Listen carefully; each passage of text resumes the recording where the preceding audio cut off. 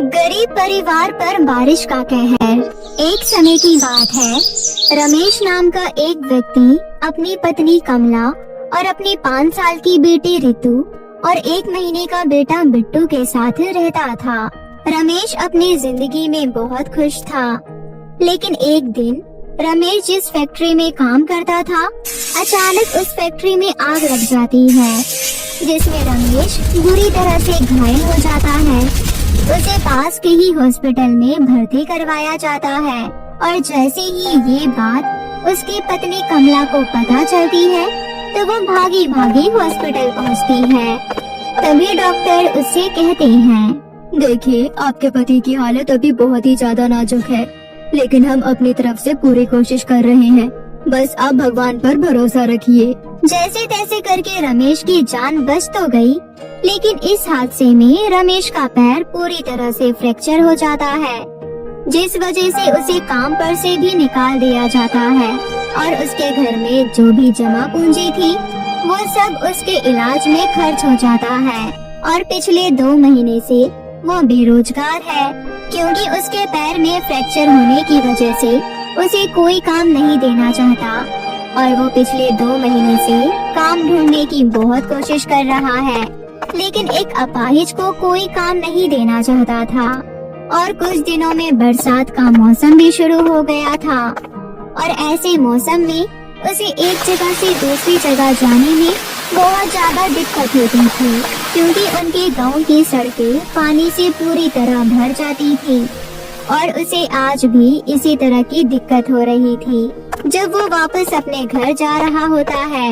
हे भगवान, मुझे तो आज भी कोई काम नहीं मिला। कोई मुझे मेरे इस अपाहिजपन की वजह से काम नहीं देना चाहता। अरे, क्या एक अपाहिज को जीने का कोई हक नहीं है? क्यों हर कोई मेरे साथ ऐसा कर रहा है? अब ऐसे में मैं अपने परिवार की जरूरतों को कैसे पूरा कर पाऊंगा? रमेश अपनी जिंदगी से पूरी तरह से टूट चुका था, क्योंकि उसका मकान मालिक 3 महीने का किराया लेने के लिए हर दूसरे दिन उसके घर आ जाता है और साथ ही उनको घर खाली करने की धमकी भी देता था। और ऐसे ही कल शाम भी वो ऐसे ही धमकी देकर गया था और वहीं उनके घर में अनाज का एक दाना भी नहीं था और पिछले 2 दिनों से उसके परिवार ने कुछ नहीं खाया था। और इस बात से परेशान होकर वो वापस से काम ढूंढने जा ही रहा होता है कि अचानक से बहुत तेज बारिश हो जाती है। हे राम, इस बारिश को भी अभी आना था। चलो जल्दी से जाकर उस चाय वाले की दुकान पर खड़ा हो जाता हूँ।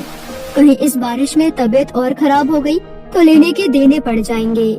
इतना कहकर वो चाय की दुकान की टपरी के नीचे जाकर खड़ा हो जाता है और चाय वाला चाय के साथ पकोड़े भी बना रहा होता है और कई लोग चाय के साथ पकोड़े खाकर बारिश का मजा ले रहे होते हैं। और यह देखकर रमेश की भूख और भी बढ़ जाती है, लेकिन उसे पता था कि उसके घर में खाने के लिए कुछ नहीं है। और जैसे ही वो अपने जेब में हाथ डालता है तो उसके जेब में से 10 रुपए का बहुत ही पुराना नोट निकलता है। अब मैं क्या करूं? मेरे पास तो सिर्फ 10 ही रुपए हैं।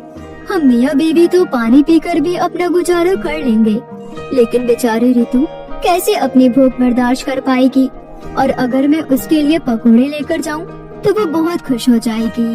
इतना कहकर रमेश उन पैसों से पकोड़े खरीद लेता है और जब थोड़ी देर बाद बारिश बंद हो जाती है तो वो पकोड़े लेकर अपने घर जाता है। लेकिन घर पहुंचते ही उसकी आंखों में आंसू आ जाते हैं, क्योंकि उसकी बीवी और बच्चे घर के बाहर खड़े होते हैं और उसका 1 महीने का बेटा बिट्टू भूख की वजह से लगातार रोए जा रहा था। और रितु डरी हुई अपनी माँ का पल्लू पकड़कर खड़ी हुई थी और उनका मकान मालिक उनका थोड़ा बहुत सामान निकालकर घर के बाहर फेंक रहा होता है। और अपने पिता को देखकर रितु भागकर उनके पास जाती है और कहती है, पापा देखो ना, काका ने हमें घर से बाहर निकाल दिया और अब हमारा सामान भी घर के बाहर फेंक रही है।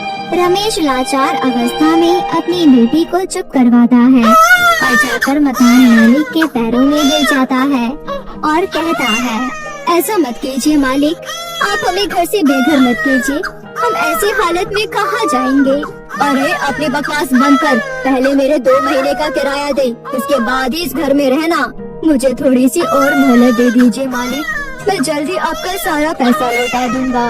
अरे पिछले 2 महीने से तुम्हारे ये बकवास सुन रहा हूँ, इसलिए अब मुझे तुम्हारी कोई बकवास नहीं सुननी। उसी समय मकान मालिक की नजर रमेश के हाथ में लिए पकौड़ों पर पड़ती है और ये देखकर उसके मकान मालिक का पारा और भी चढ़ जाता है और वो कहता है, अरे कितने बेशरम हो तुम लोग, मेरा किराया देने के लिए तुम्हारे पास पैसे नहीं है, लेकिन अपने परिवार को पकौड़े खिलाने के लिए पैसे हैं, इसलिए चुपचाप निकल जाओ यहाँ से और दोबारा यहाँ लौट कर मत आना। इतना कहकर उसके मकान मालिक ने उसके हाथ से पकोड़े लेकर जमीन पर फेंक दिया और अपने घर में ताला लगाकर वहाँ से चला जाता है। वहीं रमेश और उसकी पत्नी उस मकान मालिक के आगे गिड़गिड़ाते रहे, लेकिन उसको उन पर जरा भी तरस नहीं आया। हे भगवान, अब हम लोग कहाँ जाएंगे? मुझे भी कुछ समझ में नहीं आ रहा कमला कि अब हम लोग कहाँ जाएंगे, लेकिन कहीं ना कहीं तो हमें अपना ठिकाना ढूंढना ही होगा, वरना इस बरसात के मौसम में हम अपने छोटे से बच्चों को लेकर कहाँ भटकेंगे। इतना कहकर रमेश छोटा मोटा सामान अपने सर पर उठाकर अपने परिवार को लेकर रोड पर निकल जाता है। लेकिन कुछ ही देर बाद फिर से बहुत तेज बारिश शुरू हो जाती है और वो बारिश से बचने के लिए कोई ठिकाना ढूंढने लगते हैं, लेकिन उन्हें दूर दूर तक कोई जगह नहीं मिलती और कमला अपने छोटे से बच्चे को सीने से लगाकर लगातार चलती रहती है और कुछ ही देर में बारिश का पानी और भी बढ़ने लगता है और चारों तरफ पानी भर जाता है। पता नहीं भगवान सिर्फ गरीबों को ही क्यों इतनी तकलीफ देता है। अब मैं अपने परिवार को इस बारिश में कहाँ लेकर जाऊँ?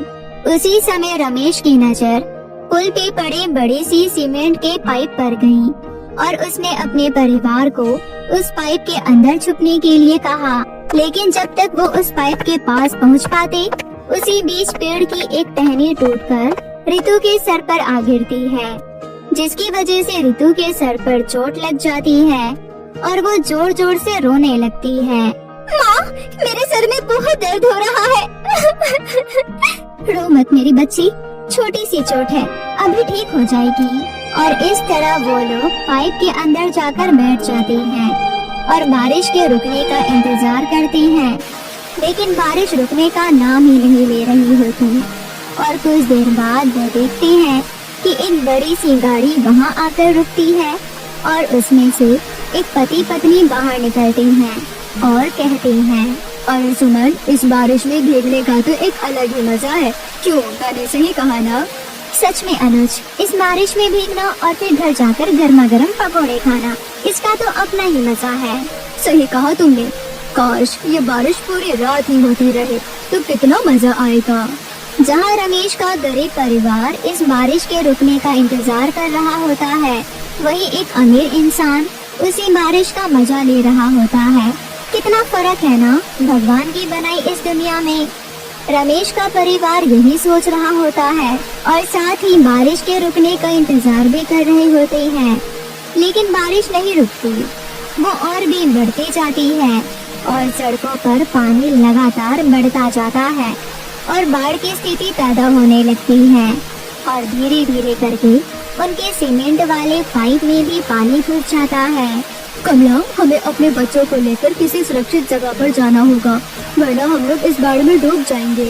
इतना कहकर रमेश रितु को अपने कंधे पर बैठा लेता है और किसी सुरक्षित जगह की ओर जाने लगता है। उसी समय पानी का एक तेज बहाव आता है, तभी रमेश का पैर लड़खड़ा जाता है और वो नीचे गिर जाता है और उसके साथ साथ रितु भी पानी में गिर जाती है और वो पानी के बहाव में बहती जाती है।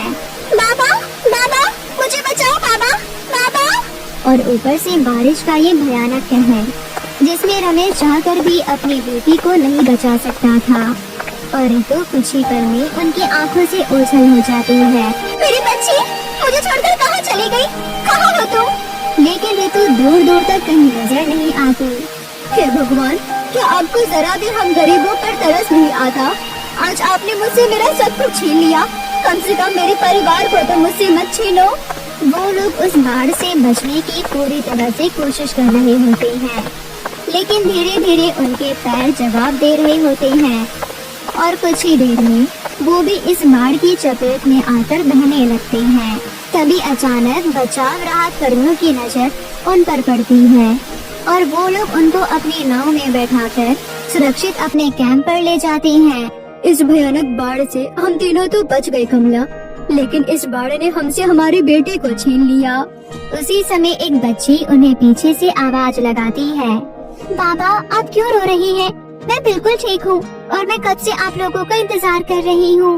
वो लड़की और कोई नहीं बल्कि रितु ही थी और अपनी बेटी को वापस देखकर रमेश और कमला फूट फूट कर रोने लगते हैं और अपनी बच्ची को जिंदा देखकर वो लोग ऊपर वाले का धन्यवाद करते हैं। और इसी तरह पूरे 1 महीने वो लोग राहत कर्मी वालों द्वारा लगाए गए कैंप में ही रहते हैं और कुछ समय बाद उन्हें कुछ पैसे सरकार द्वारा मुआवजे के तौर पर दिए जाते हैं, जिससे कि वो लोग अपनी नई जिंदगी की शुरुआत कर सके। और इस तरह रमेश उन पैसों से अपनी एक किराने की दुकान खोलता है। इसके बाद उसकी जिंदगी पहले से बहुत बेहतर हो जाती है।